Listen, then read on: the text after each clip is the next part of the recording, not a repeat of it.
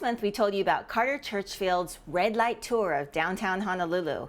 In part 2, you'll hear about her Devil's Den Chinatown tour and how she got into business through the Seattle Underground.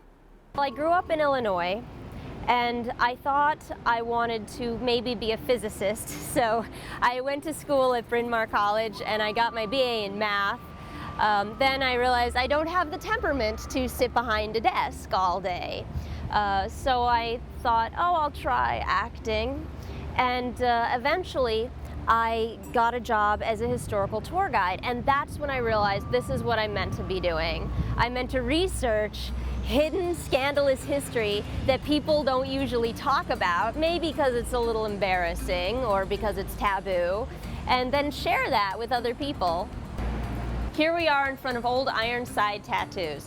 Now, tattoos. 100 years ago, if you were a young woman with a tattoo, you would be considered unmarriageable. Things are very different today. Today, it's known that the more tattoos your bartender has on her neck and face, the better your drink is going to be. The tattoo industry boomed during the war. Now, thousands and thousands of young men got tattooed in this neighborhood. Most of the tattoos were done by about 18 Filipino artists, and they were cranking out hundreds of sailors a day.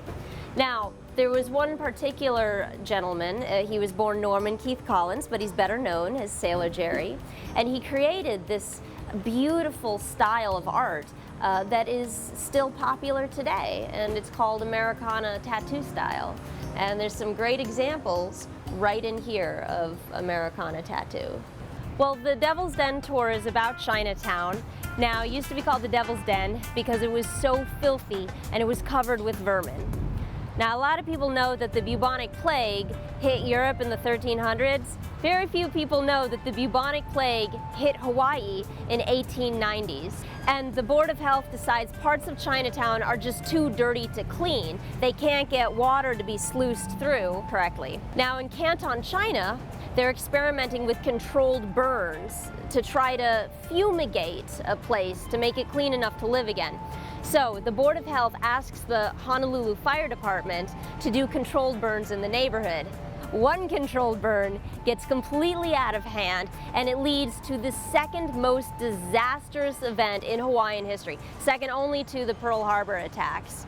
The fire spread very quickly. It took out almost all of Chinatown, almost every wooden building, and it spread far north of Beretania Street. The fire killed thousands of rats. Rats were the vehicles that helped spread the plague. So the fire did actually help cure Honolulu of the plague. Now, I used to do the underground tour in Seattle, Washington, and the bubonic plague actually hit Seattle as well. There were 5 confirmed plague deaths there. So fewer than in Honolulu, but it led to the underground being sealed off, and then it became kind of a mystery. So that was uncovered by Bill Spidell, who was a journalist, and he started giving tours, and that led to the tours of the Seattle Underground today.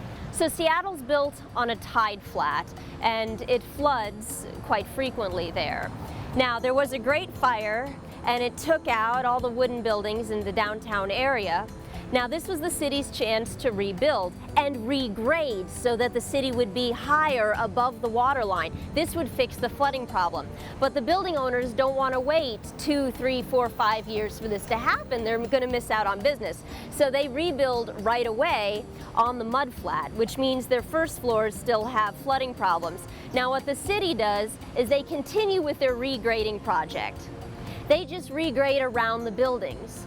This means that the streets are at a higher elevation of the first floors of the buildings. So how do they solve this problem? They just connect the streets to the second or sometimes third floors of buildings with sidewalk.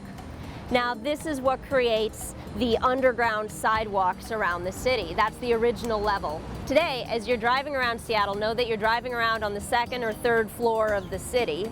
And as you're walking down the sidewalks, if you look down, sometimes you'll see this violet glass. The glass in the sidewalks was skylights for the sidewalk underneath. Because for a while, the city of course, it used the regular sidewalks that you're walking on today, but it also used the underground sidewalks. So there'd be two levels of pedestrian traffic. Now, you would think that must be inconvenient. Why would you want to walk downstairs and go through this, small enclosed sidewalk? Well, Seattle has a lot of rain. So this would allow people to shop and go into shops without being rained on.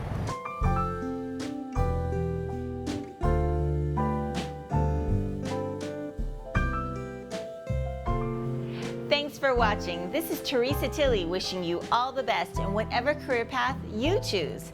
But look carefully though, you may find pearls of wisdom in unlikely places.